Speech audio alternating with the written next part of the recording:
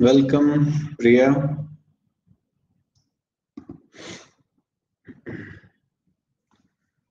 थोड़ा सा वेट कर लेते हैं 1-2 मिनट, कुछ और लोग भी क्लास ज्वाइन कर लें एंड उसके बाद हम लोग डिस्कशन स्टार्ट करेंगे। वेलकम शिखा।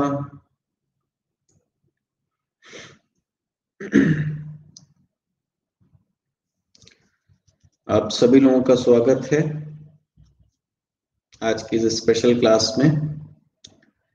तो अभी 9 बजे भी एक स्पेशल क्लास हुई थी करंट अफेयर्स पर ही, जिसमें ओजोन होल के बारे में डिस्कशन हुआ था और उसमें पूरा मैंने पोलर वॉर्टेक्स क्या होता है, पोलर स्ट्रेटोस्फेरिक क्लाउड्स क्या होते हैं और क्यों हमारे ओजोन होल्स जो बनते हैं वो पोलर रीजन्स के ऊपर ही बनते हैं, ये सारी चीजें डिस्कस की थी। ठीक है, तो ये इस मंथ की लास्ट स्पेशल क्लास है और इसी तरीके से करंट अफेयर्स पर मैं आगे के महीनों में भी स्पेशल क्लासेस आप लोगों की लेता रहूंगा। स्पेशल क्लासेस इस तरीके से आती रहेंगी। तो चलिए शुरू करते हैं इसके आज के डिस्कशन को, इस क्लास के डिस्कशन को। तो पहला टॉपिक देखिए, हम लोगों का जो पहला टॉपिक है वो है चकमास एंड हाजोंग्स। आपसे मतलब सवाल इस तरीके से पूछा जा सकता है कि चकमास और हाजोंग्स कौन हैं, कहाँ पर ये लोग मिलते हैं हमें, है ना। तो इस तरीके का सवाल बन सकता है। तो देखिए, ये न्यूज में क्यों थे, क्योंकि एक ह्यूमन राइट्स बॉडी है, ठीक, rights and risk analysis group, मतलब एक तरीके का एनजीओ आप बोल सकते हो। इन्होंने प्रधानमंत्री नरेंद्र मोदी को कहा कि भाई अरुणाचल प्रदेश में जो चकमा और हाजोंग जो लोग मिलते हैं वो भूख से मतलब परेशान है, फूड सिक्योरिटी की प्रॉब्लम है। क्यों? क्योंकि उन्हें गवर्नमेंट का जो इकोनॉमिक पैकेज आया था, जो आर्थिक पैकेज आया था, आप सब लोग जानते होंगे कि कोविड के समय पर सरकार ने आर्थिक पैकेज दिया था, तो उसमें उन्हें सम्मिलित नहीं किया जाता है, इसलिए यह नहीं किया गया है, इस वजह से बहुत दिक्कत में है वो लोग।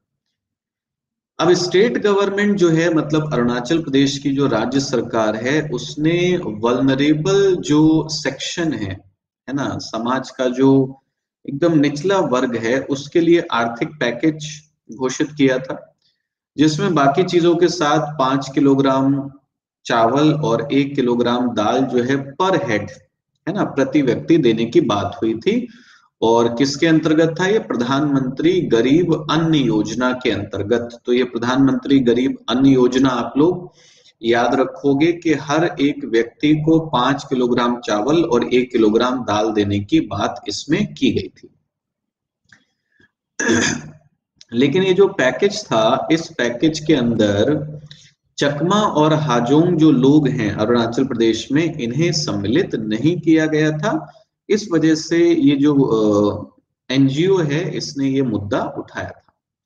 अब आप जान लीजिए कि चकमा और हाजोंग लोग हैं कौन। तो देखो, जो अर्स्टवाइल ईस्ट पाकिस्तान था, है ना, जो पहले पूर्वी पाकिस्तान था, उसका जो चिटगोंग हिली क्षेत्र है, पहाड़ी क्षेत्र है, वहां पर रहने वाले लोग थे चकमा और हाजोंग। ठीक है, यानी कि पूर्वी पाकिस्तान में रहने वाले लोग थे।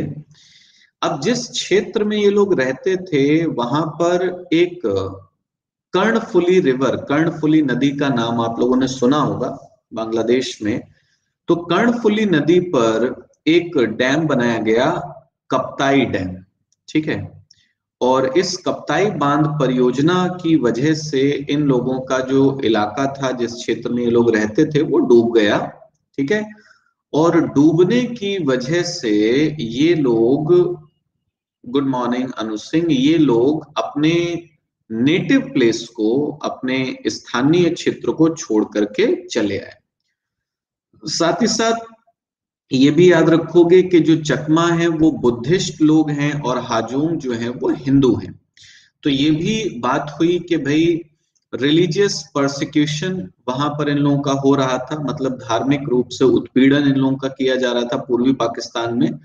तो इस वजह से ये लोग उस इलाके को, उस क्षेत्र को छोड़ करके जो लुशाई हिल डिस्ट्रिक्ट था आसाम का, गुड मॉर्निंग शेर सिद्दीकी, जो लुशाई हिल जिला था आसाम का, जिसे आज हम मिजोरम के नाम से जानते हैं, तो ये पूर्वी पाकिस्तान को छोड़ करके कहां पर आ गए थे? आसाम में आ गए थे। जब ये लोग आसाम में आए तो केंद्र सरकार ने क्या किया, ज्यादातर लोगों को जो नॉर्थ ईस्ट फ्रंटियर एजेंसी नेफा, नेफा का नाम आप लोगों ने सुना होगा, जिसे आज हम अरुणाचल प्रदेश के नाम से जानते हैं, तो सरकार ने क्या किया, इन्हें मिजोरम से हटा करके स्थापित कर दिया कहां पर? नेफा में, जिसे अरुणाचल प्रदेश कहा जाता है। ठीक, अब दिक्कत क्या है कि इनकी संख्या जब ये लोग आए थे उस समय लगभग 5000 लोग थे, और आज इनकी संख्या लगभग 1 लाख के आसपास हो चुकी है। इनके पास ना तो कोई नागरिकता है, ना कोई भूमि अधिकार है, लैंड राइट्स हैं, ठीक है, लेकिन जो स्टेट गवर्नमेंट है, जो राज्य सरकार है, वो इन्हें मूलभूत सुविधाएं जो है वो प्रोवाइड कराती है, उपलब्ध कराती है। तो मतलब आप याद रखोगे कि चकमा और हाजोंग जो हैं वो एक तरीके से रिफ्यूजीज हैं, शरणार्थी हैं, जो पहले पूर्वी पाकिस्तान में रहते थे, और पूर्वी पाकिस्तान में कहां पर? जो चिटगोंग एरिया है, ठीक है, यहां पर रहते थे। दिक्कत क्या हुई भाई? रिलीजियस परसिक्यूशन की बात आई कि धार्मिक उत्पीड़न किया जा रहा है, और कर्णफुली रिवर पर एक डैम बनाया गया, एक परियोजना बनाई गई, जिससे जिस जगह पर ये लोग रहते थे वो इलाका जो है वो डूब गया। ठीक, और उस वजह से क्या होता है, ये ईस्ट पाकिस्तान को छोड़ करके, पूर्वी पाकिस्तान को छोड़ करके भारत में प्रवेश कर जाते हैं। जब ये भारत में आए थे तो कहां पर आए थे? जो लुशाई हिल डिस्ट्रिक्ट है आसाम का, लुशाई पहाड़ियों का जो जिला था आसाम का, जिसे आज हम मिजोरम के नाम से जानते हैं, वहां पर आए थे, और केंद्र सरकार ने इन्हें स्थापित कर दिया था कहां पर? अरुणाचल प्रदेश में, जिसे हम पहले किस नाम से जानते थे? नेफा के नाम से। इनके पास ना तो कोई नागरिकता है, ना ही इनके पास कोई लैंड राइट्स हैं, भूमि अधिकार हैं, लेकिन क्योंकि रिफ्यूजीज हैं, शरणार्थी हैं, और भारत ने इनको रहने के लिए जगह दी है, इसलिए जो राज्य सरकार है वो इनको जो भी मूलभूत बेसिक सुविधाएं चाहिए वो सुविधाएं इन्हें उपलब्ध कराती है। ठीक, तो ये चकमास और हाजोंग्स याद रख लीजिएगा आप लोग। अच्छा, आगे आप लोगों को मैं बताता हूं कि merger of 2 unequal mass black holes, यानी कि 2 अलग अलग द्रव्यमान वाले ब्लैक होल्स का मर्जर, विलय, ये न्यूज में था। देखो, gravitational wave observatories at LIGO. Now LIGO क्या है? तो लीगो की फुल फॉर्म आप लोग जान लीजिए। लीगो की फुल फॉर्म है लेजर इंटरफेरोमीटर ग्रेविटेशन या ग्रेविटेशनल वेव ऑब्जर्वेटरी। ठीक है, मतलब एक तरीके से आप बोलोगे एक ऑब्जर्वेटरी है जहां पर हम किसके बारे में या किसे ऑब्जर्व करते हैं? जो ग्रेविटेशनल वेव्स होती हैं उनको ऑब्जर्व करते हैं। तो लीगो में जो साइंटिस्ट हैं उन्होंने अभी एक ब्लैक होल्स का मर्जर डिटेक्ट किया, ब्लैक होल्स का विलय जो है उसका पता लगाया, और उन्होंने देखा कि ये जो विलय था 2 अलग अलग आकार के ब्लैक होल्स का था, 2 अलग अलग द्रव्यमान वाले ब्लैक होल्स का था, और इससे इस इवेंट को नाम क्या दिया गया? GW190412। ठीक है, ऑल्दो ये चीज उतनी रेलेवेंट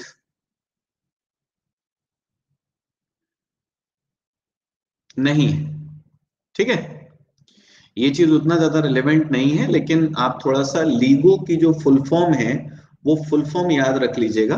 ठीक है, और ध्यान रखिएगा कि the first such observation involving 2 black holes of unequal masses, ठीक है, यानी कि दो अलग अलग द्रव्यमान वाले ब्लैक होल्स के मिलने की विलय की ये पहली घटना थी जिसे लिगो ने क्या किया है, ऑब्जर्व किया है, डिटेक्ट किया है। क्लियर? अब एक चीज समझते हैं यहां पर हम लोग कि किस तरीके से डिटेक्ट किया गया, या ये लिगो है क्या, या ग्रेविटेशनल वेव्स क्या होती है। ठीक है, तो थोड़ा सा मैं आप लोगों को यहाँ पर कुछ चीजें जो हैं वो बता देता हूं, समझा देता हूं, और शायद आप लोगों को समझ में आएगी वो बात। देखो एक चीज है, आप लोगों ने अगर पढ़ा हो इन सब चीजों के बारे में तो आपको याद होगा कि कुछ समय पहले ग्रेविटेशनल वेव्स की डिस्कवरी, मतलब एक तरीके से आप बोलोगे उन्हें डिटेक्ट किया गया था पहली बार। ऑल्दो पता तो हमें बहुत पहले से था कि गुरुत्व तरंगों जैसी कोई चीज जो है वो होती है। तो उसमें बात ये आई थी कि हमारा जो यूनिवर्स है, हमारा जो अंतरिक्ष है, इस अंतरिक्ष के अंदर हमें मिलता है क्या, टाइम स्पेस कॉन्टिन्यूअम। ठीक है, अब ये टाइम स्पेस कॉन्टिन्यूअम जिस चीज को हम बोल रहे हैं, इसका सामान्य भाषा में क्या मतलब होगा, तो आप ये बोल सकते हो कि हमारे ब्रह्मांड के अंदर एक तरीके से एक परत है, एक लेयर है, और उस लेयर के ऊपर जितने भी आकाशीय पिंड हैं, चाहे वो छोटे आकार के हों या बड़े आकार के हों, वो सारे के सारे आकाशीय पिंड उसी परत के ऊपर रखे हुए हैं।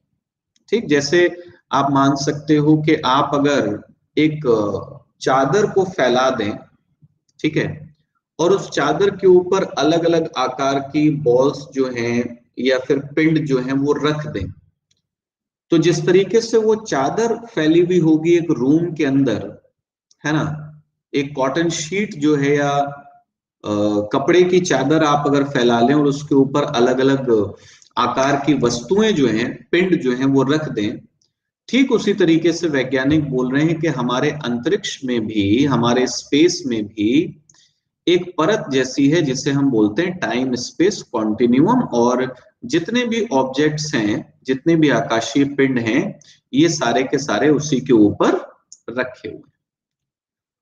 अब बोला ये जाता है कि जब ये ऑब्जेक्ट्स मूव करते हैं, जैसे आप सब लोग जानते हो कि ये रोटेट करते हैं, अपनी जगह पर घूर्णन करते हैं, पृथ्वी भी घूर्णन करती है, सूर्य भी घूर्णन करता है, चंद्रमा भी रोटेशन करता है। तो जब ये रोटेशन करते हैं ऑब्जेक्ट्स, तो इस टाइम स्पेस कॉन्टिन्यूअम के अंदर क्या होते हैं, वाइब्रेशंस होते हैं, यानी कि कंपन होते हैं, और इन्हीं कंपनों को क्या कहा जाता है, ग्रेविटेशनल वेव्स कहा जाता है, गुरुत्व तरंगे कहा जाता है। ठीक, अब इन ग्रेविटेशनल वेव्स को डिटेक्ट करने के लिए, मतलब इन्हें कैप्चर करने के लिए, हमने एक तरीके की एक प्रयोगशाला बनाई जिसे हम क्या कहते हैं, लीगो कहा जाता है। देखो एक्चुअली होता क्या है, होता ये है कि जैसे अगर आप मान लीजिए कि ये हमारी पृथ्वी है, तो अगर हमारी पृथ्वी से होकर के ग्रेविटेशनल वेव्स गुजरती हैं, हमारी पृथ्वी से होकर के अगर ग्रेविटेशनल वेव्स जो हैं वो निकलती हैं, तो हमारी पृथ्वी के अंदर उन ग्रेविटेशनल वेव्स, उन गुरुत्व तरंगों की वजह से एक्सपेंशन एंड कॉन्ट्रैक्शन होता है, प्रसार तथा संकुचन होता है, और इसी प्रसार संकुचन को मेजर करके वैज्ञानिक जो हैं वो किसके बारे में पता लगाते हैं, ग्रेविटेशनल वेव्स के बारे में पता लगाते हैं। अगर आप लीगो को देखोगे तो देखो लीगो में बेसिकली ये होता है कि एक इंस्ट्रूमेंट हम लगाते हैं और उससे इस तरीके से दो टनल्स जो होती हैं वो अटैच्ड होती। हाँ, रिपीट कर रहा हूं, एक सेकेंड हिमांशु।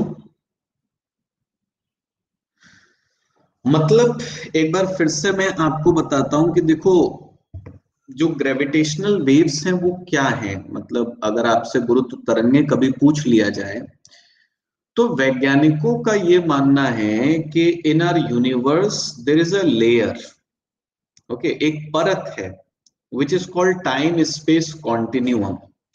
उसे आप समय अंतरिक्ष सांतत्य बोल सकते हो, ऑल्दो इसका कोई हिंदी अनुवाद टेक्निकली नहीं है, तो टाइम स्पेस कॉन्टिन्यूअम ही आप रखें इसको। और क्या बोलते हैं कि all the celestial bodies, all the celestial bodies are, you can say कि they are lying on this time space continuum, मतलब वो सब के सब इस पर रुके हुए, इस पर स्थित हैं, इस पर टिके हैं। आप थोड़ा सा इमेजिन करो कि अगर हम एक कपड़े की चादर जो है वो फैला लें और उसके ऊपर एक क्रिकेट बॉल रखें, ठीक, और फिर अगर आप वो बॉल जो है वो घूमती है, वो रोटेट करती है, तो उसके घूमने की वजह से जो कपड़े की चादर है उसमें क्या होंगे, वाइब्रेशंस होंगे। तो उन्हीं वाइब्रेशंस को क्या कहा जा रहा है यहाँ पर, ग्रेविटेशनल वेव्स कहा जा रहा है, गुरुत्व तरंगें कहा जा रहा है। So gravitational waves are actually vibrations in time space continuum caused by rotation of celestial bodies. ठीक है, आकाशीय पिंडों के घूर्णन से टाइम स्पेस कॉन्टिन्यूअम के अंदर जो वाइब्रेशंस होते हैं, जो कंपन होते हैं, उन्हीं को हम क्या कहते हैं, गुरुत्व तरंगें कहा जाता है, ग्रेविटेशनल वेव्स कहा जाता है। अब मैंने बोला कि इन गुरुत्व तरंगों को हम ऑब्जर्व करते हैं, डिटेक्ट करते हैं लीगो, मतलब एक तरीके की हमने एक ऑब्जर्वेटरी बना रखी है, एक प्रयोगशाला टाइप की आप बोल सकते हो। अब यहां पर है क्या कि इस ऑब्जर्वेटरी में हमने एक इंस्ट्रूमेंट लगा रखा है जो लेजर एमिटर भी है और लेजर रिसीवर भी है। ठीक है, मतलब यहां से लेजर जो है वो लेजर बीम्स निकलते भी हैं और उन लेजर बीम्स को रिसीव भी किया जाता है। तो अब जरा आप सोचो कि हमने यहां पर ये एक टनल टाइप की बना रखी है, इसके एंड पर हमने यहां पर एक मिरर लगा रखा है, इधर एक मिरर लगा हुआ है और इधर आप बोल सकते हो कि यहां पर एक मिरर लगा है। अब आप जरा इमेजिन करिए कि अगर हम यहां से एक लेजर बीम निकालें और वो लेजर बीम इस मिरर से टकरा करके वापस आएगा यहां रिसीवर के पास में, फिर आप सेम उसी तरीके से सोचिए कि यहां से भी हम एक लेजर बीम जो है वो निकालें, इस मिरर से टकरा करके वो भी किसके पास में लौट करके आएगा, रिसीवर के पास में लौट करके आएगा। अब अगर ये दोनों टनल्स जो हैं इनकी डिस्टेंस सेम है, इनकी दूरी सेम है, लंबाई सेम है, तो मतलब ये होगा कि लेजर बीम को जाने और वापस आने में दोनों ही टनल्स में जो टाइम लगना चाहिए वो कैसा लगना चाहिए, सेम टाइम। ठीक, लेकिन मैंने आपको क्या बताया कि जब ग्रेविटेशनल वेव्स हमारी अर्थ से होकर के गुजरती हैं, निकलती हैं, तो उसकी वजह से हमारी पृथ्वी के अंदर एक्सपेंशन एंड कॉन्ट्रैक्शन होता है, मतलब पृथ्वी के अंदर प्रसार संकुचन होता है। और उसकी वजह से होता ये है कि जब ये लेजर बीम्स जाते हैं और वापस आते हैं तो दोनों टनल्स में उनकी टाइमिंग में क्या हो जाता है, डिफरेंस हो जाता है, क्योंकि हो सकता है एक हिस्सा जो है वो स्ट्रेच हो गया हो और एक हिस्सा क्या हो गया हो, कॉन्ट्रैक्ट हो गया हो, संकुचित हो गया हो। समझ आ रही है बात? तो जैसे ही वैज्ञानिक ये चीज देखते हैं कि दोनों टनल्स में light beams, sorry laser beams के जाने और आने में जो समय लगता है उसमें कुछ अंतर उत्पन्न हुआ है, तो उसके दो ही मतलब होते हैं, या तो उस इलाके में कोई अर्थक्वेक आया, कोई भूकंप आया है और उस भूकंप की वजह से वो डिफरेंस जनरेट हुआ है, या फिर अगर अर्थक्वेक नहीं आया है तो इसका मतलब है कि पृथ्वी से होकर के ग्रेविटेशनल वेव्स जो हैं वो क्या हुई हैं, गुजरी। ठीक है, तो लीगो जो है वो इस तरीके से ऑपरेट करता है और इस तरीके से ग्रेविटेशनल वेव्स को क्या किया जाता है, डिटेक्ट किया जाता है। अब समझना हमें यहां पर यह है कि जब भी दो ब्लैक होल्स आपस में मर्ज होते हैं, तो देखो ब्लैक होल्स पहली चीज तो अपनी जगह पर घूमते रहते हैं और अगर वो मर्ज होते हैं, ठीक है, मर्ज मतलब टकराते हैं और टकरा करके फ्यूज होकर के एक हो जाते हैं, तो उसकी वजह से थोड़ा एबनॉर्मल ग्रेविटेशनल वेव्स जो हैं वो डेवलप होती है। मतलब आप बोलोगे ज्यादा स्ट्रॉन्ग ग्रेविटेशनल वेव्स जो हैं, गुरुत्व तरंगे जो हैं वो उत्पन्न होती हैं। और उन्हीं ग्रेविटेशनल वेव्स को रीड करके, उनका अध्ययन करके हम बता पाते हैं कि कहीं पर ब्लैक होल्स का मर्जर हुआ है, कहीं पर दो ब्लैक होल्स जो हैं वो आपस में क्या हो गया, उनका विलय हो गया। अब आपको समझना ये है कि अगर दो ऐसे ब्लैक होल्स आपस में मिलते हैं जिनका मास इक्वल है, ठीक है, मतलब दोनों जो ब्लैक होल्स हैं वो बराबर द्रव्यमान वाले हैं, तो जो ग्रेविटेशनल वेव्स रिलीज होती हैं, जो गुरुत्व तरंगें उत्पन्न होती हैं, वो सामान्य से लगभग 2 गुनी आवृत्ति वाली होती हैं।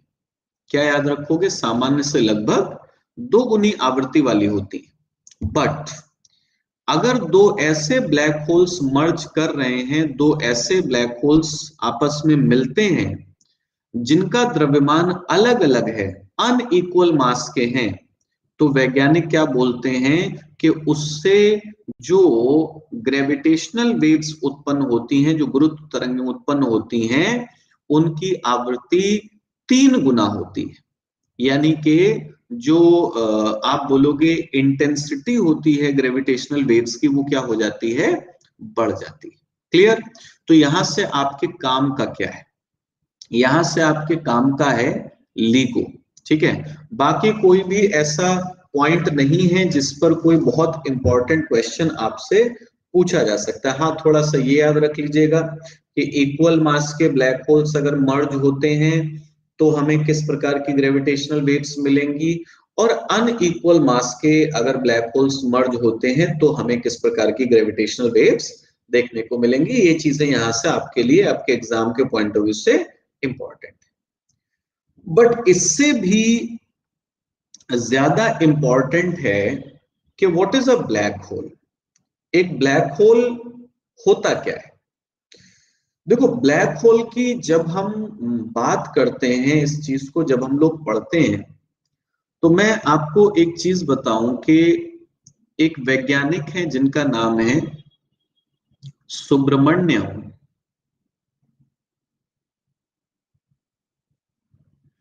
चंद्रशेखर, ठीक है।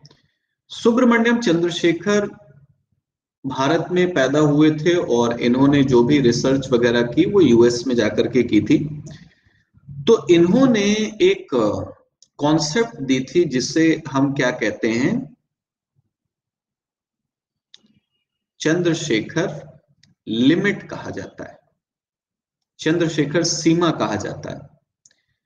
और चंद्रशेखर सीमा के अंदर ये बताते हैं कि ऐसे जितने भी तारे हैं, ऐसे जितने भी स्टार्स हैं जिनका टोटल मास, जिनका कुल द्रव्यमान हमें देखने को मिलता है मोर देन 3 सोलर मास, 3 सौर द्रव्यमान से अधिक। अब ये सौर द्रव्यमान क्या है?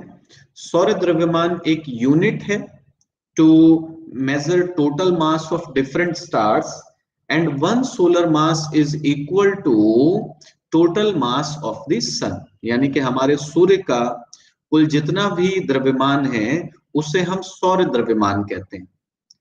तो ये कहते हैं कि ऐसे जितने भी तारे हैं जिनका कुल द्रव्यमान सूर्य से 3 गुना से ज्यादा होगा, ठीक है, सूर्य से 3 गुना से ज्यादा अगर उनका द्रव्यमान होगा, तो ये क्या कहते हैं कि ऐसे जो लार्ज स्टार्स होते हैं, ऐसे जो बड़े तारे होते हैं, जब इन तारों की डेथ होती है, जब इन तारों की मृत्यु होती है, तो इनकी मृत्यु होने पर इन तारों के अंदर क्या होता है?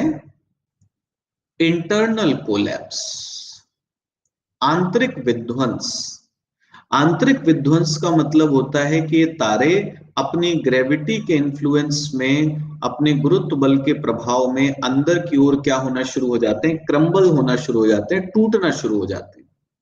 ठीक, और जब ये तारे इंटरनल कोलैप्स को एक्सपीरियंस करते हैं तो इंटरनल कोलैप्स की वजह से हम क्या देखते हैं कि इनका जो साइज होता है, इनका जो आकार होता है वो घटने लगता है, और इनकी जो डेंसिटी है, जो घनत्व है, वो क्या होने लगता है, बढ़ने लगता है। और लास्ट में इस इंटरनल कोलैप्स से क्या हमें देखने को मिलता है, an extremely small sized celestial body, एक अत्यधिक छोटे आकार का आकाशीय पिंड बन जाता है। और इस आकाशीय पिंड की जो विशेषता होती है वो क्या होती है, एक्सट्रीमली स्ट्रॉन्ग ग्रेविटी, अत्यधिक प्रबल, अत्यधिक शक्तिशाली गुरुत्वाकर्षण बल। और ऐसी ही सेलेस्टियल बॉडीज को हम क्या कहते हैं, इनको कहा जाता है ब्लैक होल्स। कृष्ण विवर हिंदी में आप लिख सकते हो, ब्लैक होल्स कहते हैं। क्लियर? अब जैसे लिखा है कि black hole is an object in space, यानी कि अंतरिक्ष में ये एक पिंड होता है that is so dense and has such strong gravity that no matter or light can escape its pull। मतलब इसका गुरुत्वाकर्षण बल इतना शक्तिशाली, इतना मजबूत होता है कि कोई भी पदार्थ या प्रकाश इसके आकर्षण से निकल नहीं सकता। ठीक है, मतलब अगर कोई भी मैटर इसकी तरफ जाएगा या लाइट इसकी तरफ जाएगी तो वो इसके अट्रैक्शन को पार नहीं कर सकती है। और क्योंकि लाइट एस्केप नहीं कर सकती, इसीलिए ये कैसे होते हैं, ब्लैक होते हैं और इनविजिबल होते हैं। क्योंकि हम सब लोग जानते हैं कि कोई भी ऐसी चीज जिससे रिफ्लेक्ट होकर के, परावर्तित होकर के प्रकाश वापस नहीं आएगा, लाइट वापस नहीं आएगी, वो चीज हमें दिखाई नहीं देगी। एक चीज और ध्यान रखना है आपको, जैसे मान लो अंतरिक्ष में ये कोई ब्लैक होल है, ठीक है, तो हर ब्लैक होल के चारों तरफ उसकी एक क्या मिलती है, बाउंड्री मिलती है, सीमा मिलती है। मतलब अगर आप इस ब्लैक होल की तरफ ट्रेवल कर रहे हो तो जब तक आप इस बाउंड्री के बाहर हैं तब तक आप सुरक्षित हैं, कोई दिक्कत वाली बात नहीं है। लेकिन जैसे ही आपने इस बाउंड्री को क्रॉस कर लिया है ना, तो जो ब्लैक होल का सेंटर होगा, ब्लैक होल का जो केंद्र होगा, वो आपको अपनी तरफ क्या कर लेगा, खींच लेगा। और इस बाउंड्री को, ब्लैक होल की जो बाउंड्री होती है उसको क्या कहते हैं, इवेंट होराइजन कहते हैं। ठीक है, इसे क्या कहा जाता है, इवेंट होराइजन। और देखो लिखा है which is the point of no return, मतलब इससे आगे अगर आप चले गए तो वापस आने की फिर कोई संभावना नहीं है, क्योंकि फिर ब्लैक होल का जो सेंटर है वो आपको अपनी तरफ क्या कर लेगा, खींच लेगा, और आप उसी ब्लैक होल का क्या बन जाएंगे, हिस्सा बन जाएंगे। और ये भी चीज याद रखेंगे कि ब्लैक होल का जो सेंटर होता है, जो केंद्र होता है, उसको हम क्या कहते हैं, उसको कहते हैं सिंगुलैरिटी। ठीक है, तो सिंगुलैरिटी याद रखिएगा कि ब्लैक होल का जो केंद्र होता है उसे हम सिंगुलैरिटी के नाम से भी जानते हैं। ठीक,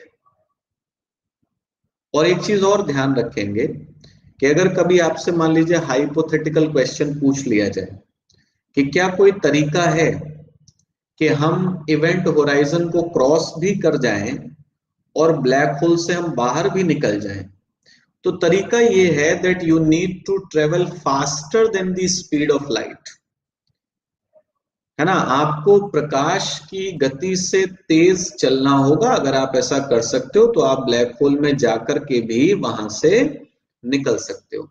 अब क्योंकि लाइट खुद ही लाइट की स्पीड से तेज नहीं चल सकती, इसीलिए ऑब्वियस सी चीज है कि वो जाएगी तो वापस नहीं आएगी। और कोई भी ऑब्जेक्ट, कोई भी मैटर हम लाइट की स्पीड से तेज जो है वो नहीं चला सकते हैं। इसीलिए आप क्या याद रखोगे कि कोई भी चीज अगर ब्लैक होल में जाती है तो वापस नहीं आती। तो ये होते हैं ब्लैक होल्स। ठीक, तो merger of two black holes के बारे में मैंने आपको बता दिया, LIGO के बारे में आपको बता दिया, ब्लैक होल क्या होता है ये हम लोगों ने समझ लिया। अब बढ़ते हैं यहां से आगे।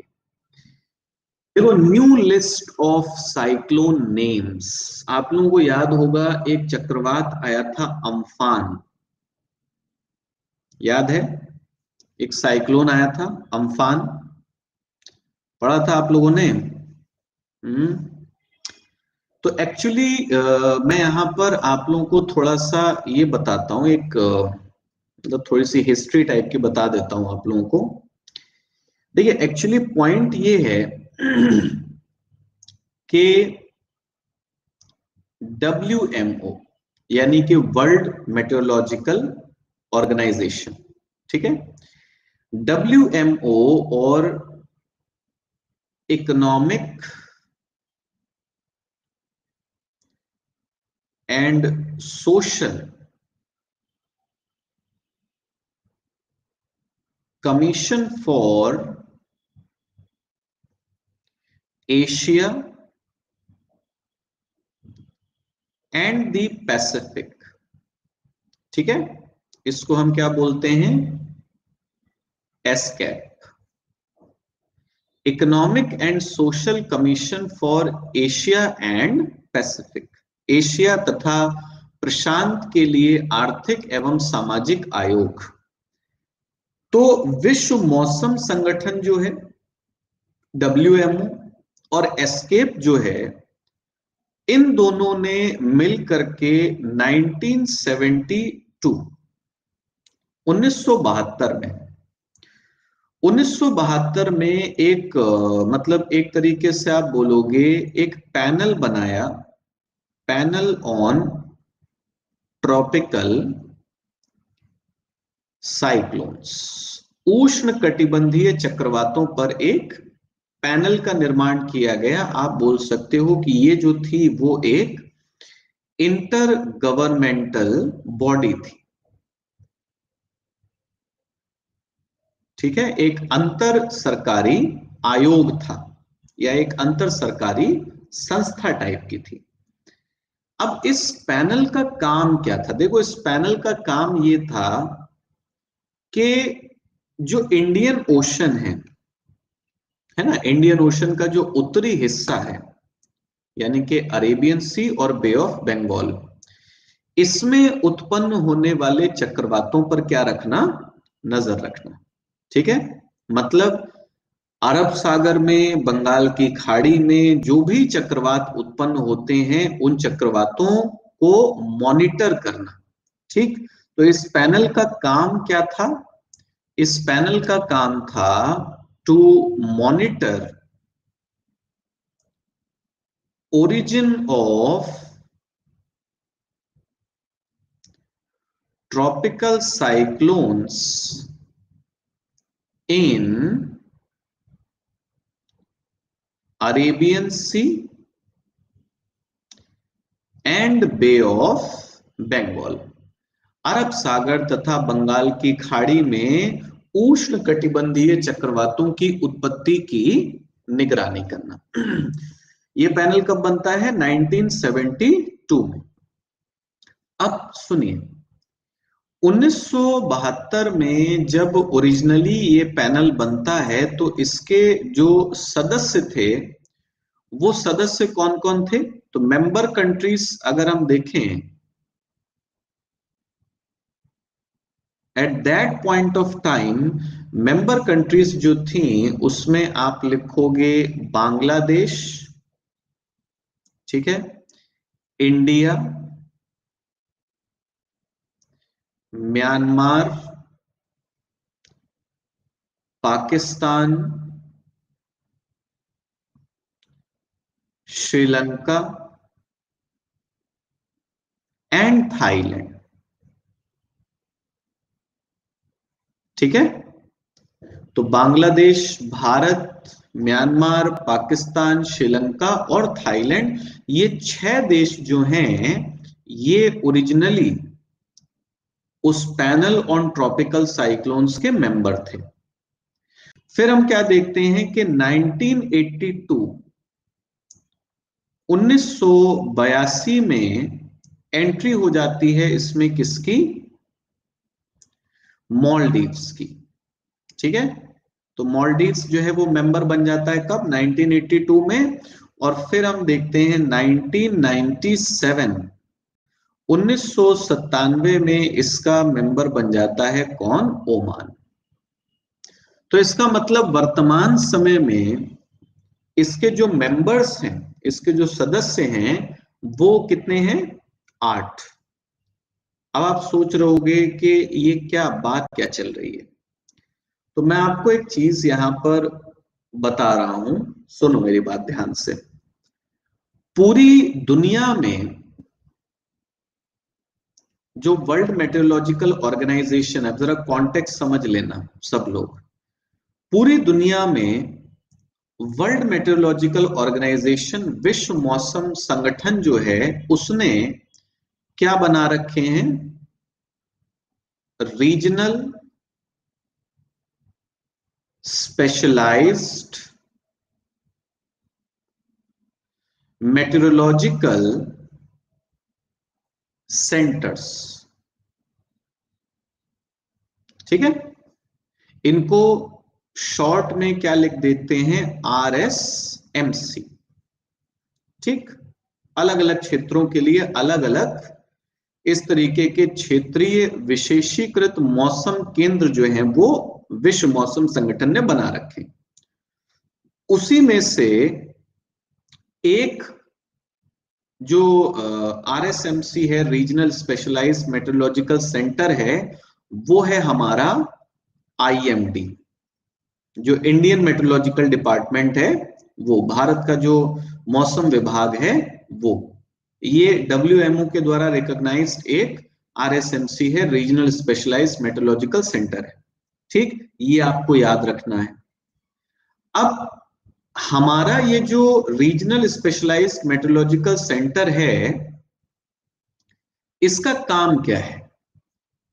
इसका काम ये है कि अरेबियन सी, जो अरब सागर है, और अरब सागर के अलावा जो बे ऑफ बंगाल है, बंगाल की खाड़ी है, इसमें जितने भी चक्रवात बनते हैं उन चक्रवातों को मॉनिटर करना, ठीक है, उनकी निगरानी करना, उनसे रिलेटेड वार्निंग्स जो है, चेतावनी जारी करना, उनको नाम देना, ठीक है, नेमिंग करना उनकी, ये सारी जिम्मेदारी किसकी है? IMD की है। बट IMD अकेले ये सारा काम नहीं संभालता है, बल्कि हमारा ये जो सेंटर है, इस सेंटर के 8 मेंबर्स हैं, 8 सदस्य हैं, और सदस्यों के नाम मैंने आपको बता दिए कि इसमें बांग्लादेश है, इंडिया है, म्यांमार है, पाकिस्तान है, श्रीलंका है, थाईलैंड है, मालदीव्स है, ओमान है। ठीक, और इसमें देखिए नाम वगैरह जो आप देखते हो कि कौन कौन इसमें नाम दे सकता है, तो जितनी भी कोस्टल कंट्रीज हैं, जितने भी तटवर्ती देश हैं जिन्हें अरब सागर और बंगाल की खाड़ी में उत्पन्न होने वाले चक्रवात प्रभावित करते हैं, तो वो सबके सब यहाँ पर नाम जो है वो सजेस्ट कर सकते हैं कि अगर कोई साइक्लोन आएगा तो देखिए उसको ये नाम दिया जाएगा। अब ये पूरा कॉन्टेक्स्ट समझाने के बाद मैं आप लोगों को ये समझाता हूं कि हमारा जो RSMC है, ठीक है, इसने एक लिस्ट तैयार की थी चक्रवातों के नाम की 2004 में, और वो लिस्ट 2004 से लेकर के 2020 तक अभी तक चली आ रही थी। जितने भी नाम थे वही हम यूज कर रहे थे सीक्वेंस वाइज। उसमें से लास्ट नाम बचा था अम्फान, जो कि आप लोगों को याद होगा कि साइक्लोन आया था 2020 के अंतर्गत ही, और उसको हमने क्या कर लिया था? उस नाम को यूज कर लिया था, वो आखिरी नाम था उस लिस्ट का। अब आगे जो चक्रवात आएंगे तो हम क्या करेंगे, तो उसके लिए हमने एक नई लिस्ट तैयार की है और उस लिस्ट में कितने नाम है, 169 नेम्स है, ठीक है। और इसमें से 13 नाम जो है वो भारत के द्वारा दिए गए हैं, जैसे गति, तेज, आग, नीर, व्योम, झर, जलाधि, मुरासु, प्रबाहो, ठीक है, प्रभंजन, भूमि, अम्बुद, वेग, इस तरीके के लगभग 13 नाम जो हैं वो किसने दिए हैं, भारत ने दिए। तो कॉन्टेक्स्ट ये है कि अरब सागर और बंगाल की खाड़ी में अगर चक्रवात आते हैं, ठीक है, तो उन चक्रवातों को उनका नाम रखने के लिए एक नई लिस्ट जो है वो अब तैयार की गई है। उसमें भारत ने कितने नाम दिए हैं, 13 नाम दिए, ठीक। अब शुरुआत कहां से हो रही है, निसर्ग से।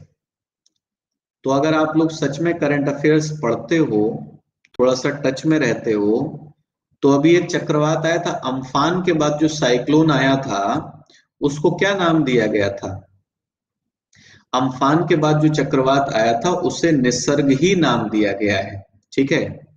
अब अगला जो साइक्लोन आएगा उसे हम क्या नाम देंगे, गति। ये किसने दिया है, इंडिया ने दिया है नाम। उसके बाद जो साइक्लोन आएगा उसे क्या नाम देंगे, निवार, ठीक है। ये नाम किसने दिया है, ईरान ने दिया है, समझ रहे हो। तो ये जो चक्रवातों के नामों की जो नई लिस्ट है वो तैयार की गई है, ये न्यूज में था, तो ये चीज आप लोग याद रखिएगा। अब सोच रहे होंगे आप लोग कि भाई चक्रवातों को नाम देने का मतलब क्या है, क्यों हम नाम देते हैं इनको। तो देखिए बेसिकली जो वैज्ञानिक समुदाय है, जो डिजास्टर मैनेजर्स हैं, यानी कि जो आपदा प्रबंधन करते हैं, जो लोग, मीडिया की बात करिए, आम लोगों की बात करिए, इन्हें मदद करता है to identify each individual cyclone.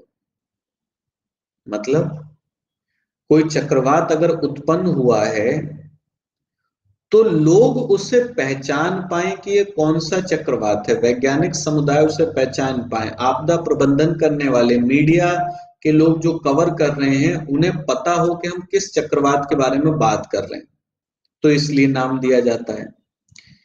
Create awareness of its development, भाई साइक्लोन धीरे धीरे ग्रेजुअली डेवलप होता है, तो हम उससे रिलेटेड इंफॉर्मेशन डिसेमिनेट करें, इंफॉर्मेशन लोगों तक दें।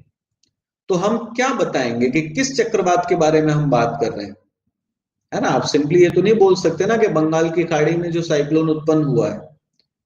अब बंगाल की खाड़ी में अगर साइमल्टेनियसली 2-3 चक्रवात उत्पन्न हो गए तब आप कैसे बताओगे कि जो उत्तर वाला उसके बारे में बात कर रहे हैं या जो दक्षिण वाला उसके बारे में बात कर रहे हैं, नहीं कर सकते ना। तो इसीलिए नाम दिया जाता है ताकि हम स्पेसिफिक होकर के एक पर्टिकुलर वे में क्या कर पाए, बात कर पाए, ठीक है।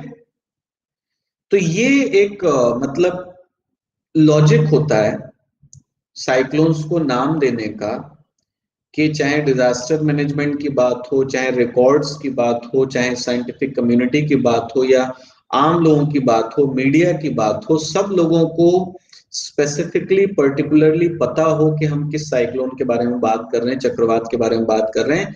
इसलिए चक्रवातों को क्या दिया जाता है, नाम दिया जाता है।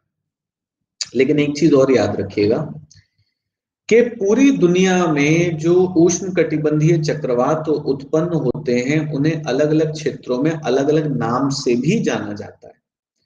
जैसे टाइफून, ठीक है, टाइफून कहां पर कहते हैं, जो साउथ चाइना सी है, ठीक है, वहां पर अगर चक्रवात उत्पन्न होता है तो टाइफून कहा जाता है, ठीक। और आप लोगों ने पढ़ा होगा टाइफू, ठीक है, या इस तरीके से भी लिख देते हैं टाइफू। तो टाइफू कहां पर कहते हैं, अगर कोई साइक्लोन उत्पन्न होता है कहां पर, जापान सागर में। हरिकेन कहां पर कहा जाता है, हरिकेन मतलब जो कैरिबियन सी है, कैरिबियन सागर है, जो Bengal sorry gulf of Mexico है, मैक्सिको की खाड़ी है, वहां पर अगर साइक्लोन्स उत्पन्न होते हैं तो उन्हें क्या कहते हैं हम, हरिकेन्स कहते हैं। इसके अलावा विली विली, विली विली कहां पर कहा जाता है? विली विली कहा जाता है ऑस्ट्रेलिया में, ठीक है। और इंडियन ओशन में कोई पर्टिकुलर नाम नहीं होता है, बल्कि साइक्लोन ही कहते हैं। मतलब ये जनरल नेम्स हैं, ये चीज ध्यान रखोगे, जनरल नेम्स है, यहाँ पर कोई पर्टिकुलर नेम्स की बात नहीं हो रही है। पर्टिकुलर नेम्स जो है वो हर जो रीजनल स्पेशलाइज्ड मेट्रोलॉजिकल सेंटर होता है वो अपने अलग अलग नाम जो है वो सजेस्ट करते हैं। क्लियर? तो ये एक चीज न्यूज में थी जो कि इंपॉर्टेंट है, क्योंकि इस पर सवाल जो है वो आ भी चुका है। यूपीएससी में ही एक क्वेश्चन पूछा गया था कि ट्रॉपिकल साइक्लोन्स का जो नोमेनक्लेचर सिस्टम है जरा उसको बता दीजिए आप लोग। यूपीएससी मेंस में एक क्वेश्चन पूछा गया था। अब देखिए, पीटर्सबर्ग क्लाइमेट डायलॉग, पीटर्सबर्ग जलवायु वार्ता, इसका जो 11th सेशन है, 11वां जो सत्र है, वो 28 अप्रैल 2020 को हुआ। और ऑब्वियस सी चीज है कि कोविड पेंडेमिक चल रहा था, तो वर्चुअल तरीके से किया गया, ऑनलाइन तरीके से किया गया, ठीक है। अब ये पीटर्सबर्ग क्लाइमेट डायलॉग जो हम बोल रहे हैं, जलवायु वार्ता जिसकी हम बात कर रहे हैं, इसमें हुआ क्या कि India along with 30 countries deliberated over ways and means to tackle the challenges of reinvigorating economies and societies after COVID-19 while enhancing collective resilience and catalyzing climate action while also supporting in particular those most vulnerable।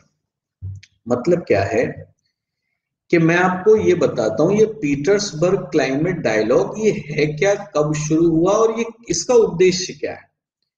देखो, 2010 से इसकी शुरुआत होती है, Germany के द्वारा इसकी शुरुआत की गई थी, ठीक है।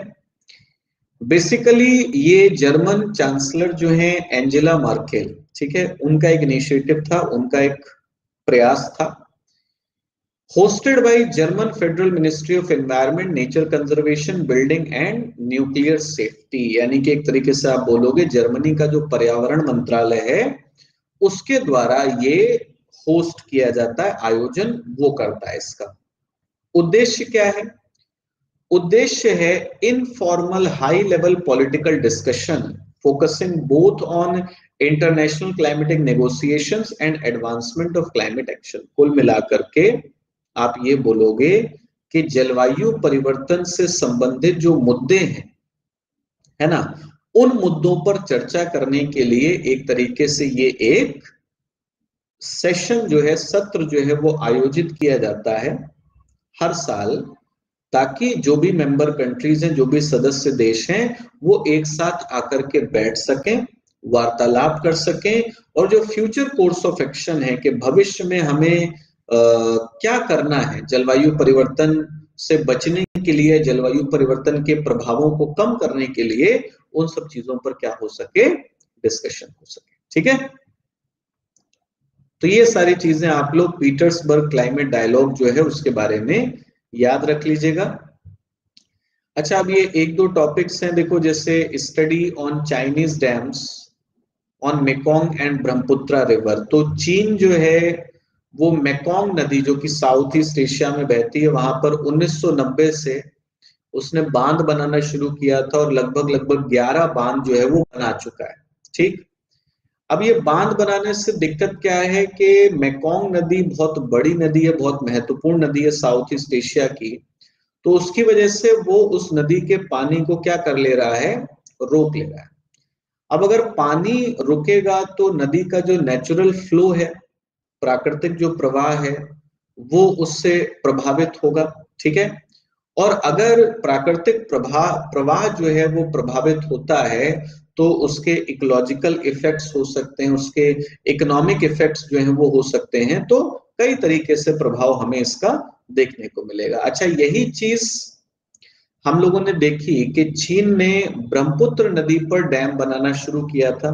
तो 2015 में पहला हाइड्रो इलेक्ट्रिक पावर प्रोजेक्ट जो है जांगमू, वो शुरू किया गया था। इसके अलावा आप देखोगे डागू है, जिएक्सू है, जियाचा, ये नाम याद रखना, जांगमू, डागू, जिएक्सू, जियाचा, ये सब डैम्स जो हैं वो चीन ने किसके ऊपर बनाए हैं? ब्रह्मपुत्र नदी के ऊपर बनाए। ठीक है, तो इसमें भी हम क्या देखते हैं कि अगर चीन इसी तरीके से भारत में आने वाली ब्रह्मपुत्र नदी या दक्षिण पूर्व एशिया में जाने वाली जो आपकी मेकोंग नदी है उस पर अगर डैम बनाएगा और नेचुरल फ्लो को कंट्रोल करेगा, तो इन सब देशों में उसके सामाजिक, आर्थिक और पारिस्थितिकीय जो प्रभाव हैं वो पड़ सकते हैं। हाँ, ये नाम आप लोग याद रख लीजिएगा, प्रीलिम्स में आपसे पूछे जा सकते। इस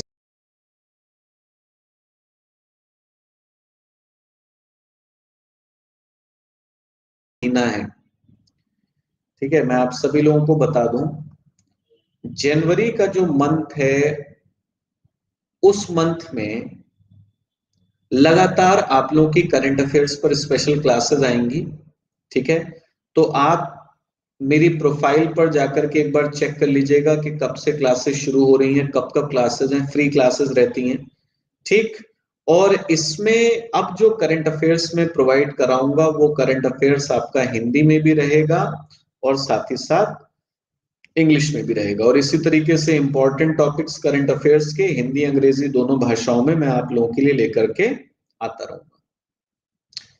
बाकी अगर आप अनअकैडमी प्लस के सब्सक्राइबर नहीं हैं तो अनअकैडमी प्लस को सब्सक्राइब कर लीजिए ताकि डिटेल्ड कोर्सेज आपको मिल पाए। फाउंडेशन कोर्स है, 50 से ज्यादा टीचर्स की क्लासेस हैं, doubt clearing session, weekly quiz, test series, सब कुछ आपको अनअकैडमी ओनली इन 7,000 रुपीज। ठीक है, और ये रेफरल कोड है मेरा nawazis.khan, इसको आप जरूर यूज कर लीजिएगा, इससे आपको फी में 10% का ऑफ मिल जाएगा। स्पेशल क्लासेस में मुलाकात होगी जनवरी में। बहुत बहुत धन्यवाद, थैंक यू सो मच।